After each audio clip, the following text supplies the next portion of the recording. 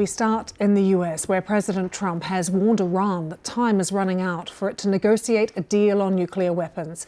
He said the next attack will be far worse than the US strikes on Iran's nuclear facilities last June. The warning came in a long post on Truth Social. Let's take a look at some of it. It says a massive armada is heading to Iran. It is moving quickly with great power, enthusiasm and purpose. Hopefully Iran will quickly come to the table. Time is running out. It is truly of the essence.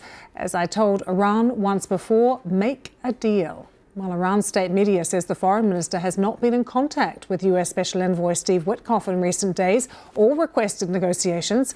Tensions between the US and Iran are still high following the Iranian government's brutal crackdown on protesters. The USS Abraham Lincoln has arrived earlier, the aircraft carrier in the Middle East. And speaking in Iowa overnight, President Trump hinted at the military buildup in the region. And in June, we obliterated Iran's nuclear capacity in Operation Midnight Hammer. You saw that. People have been waiting for 22 years to do that, and we were right at the end. They were about a month away from having a nuclear weapon. We had to do it. And by the way, there's another beautiful Armada floating beautifully toward Iran right now. So we'll see. I hope they make a deal. I hope they make a deal. They should have made a deal the first time they'd have a country. Let's bring in Mikey Kay, former strategic military planner and host of the BBC Security Brief. So the Truth Social post from President Trump, Mikey, talking about this armada that is heading towards the Middle East or has now arrived. What do we know about it? Well, I mean, he's using the term Armada. What he actually means is the Carrier Strike Group, the CSG, and at the center of gravity of that Carrier Strike Group is the USS Abraham Lincoln, which is a Nimitz-class carrier, and it's huge. And the weaponry on there, the aircraft on there is significant. We saw something similar on Venezuela, but that carrier is surrounded, Lucy, by a lot of warships and submarines, and we can see the carrier there.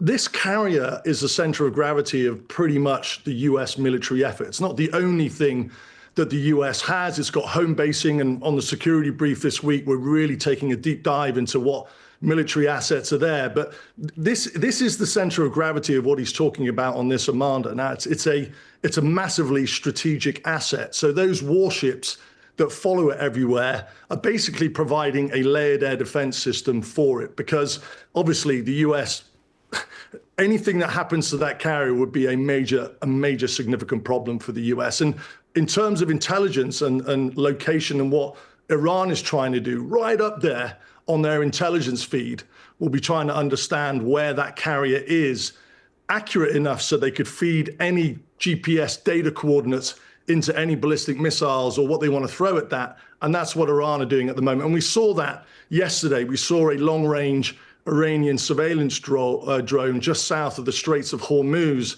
and it will be looking at where that Carrier Strike Group is. President Trump talked about Operation Midnight Hammer in his Truth Social post, Mikey, and referred to the major destruction that was already done to Iran, and then said the next attack will be far worse. Do we actually know how much damage was done during that last US operation? Well, I mean, the primary target was the lifting of Maduro, and we know that was successful. And we covered that on Security Brief a couple of weeks ago in terms of the components that went into that. And those components are no different, Lucy, to what will be required now. So if the US were looking at a lift on the Ayatollah, that would require, as it did with Maduro, a significant amount of intelligence. You can split those down really into three things. Human intelligence, so we know that the CIA had an asset inside the Venezuelan government. You're looking at imagery intelligence, which effectively comes from drones using cameras. And then you're looking at ELINT, which is electronic intelligence. And that's basically building up an electronic picture. SIGINT is a big part of that, signals intelligence, Lucy, where you can listen in the phone calls. And that's all about getting the location and the predictive patterns called pattern of life of what the primary target would be. In this case, it would be the Ayatollah. But there are so many other options, Lucy, outside of taking out the Ayatollah. It could be softening up surface-to-air defense systems, taking out ballistic missiles so they're no longer a threat to Israel. There's all sorts of courses of action. We call them in strategic military planning courses of action that the US will be looking at right now, and not one of them would be off the table. OK, Mikey, thank you so much. Mikey Kay joining us there. The full scale of the casualties in Iran after the government's brutal crackdown on protesters is still not known, but one human rights group based in the US has now confirmed that more than 6,000 people were killed in the unrest this month. The regime has imposed an internet blackout, but during brief moments of satellite coverage, the BBC has managed to speak to several young Iranians about their ordeal. Our correspondent Caroline Hawley's report contains videos from the crackdown that you may find distressing. The images emerging from Iran paint an ever more horrifying picture.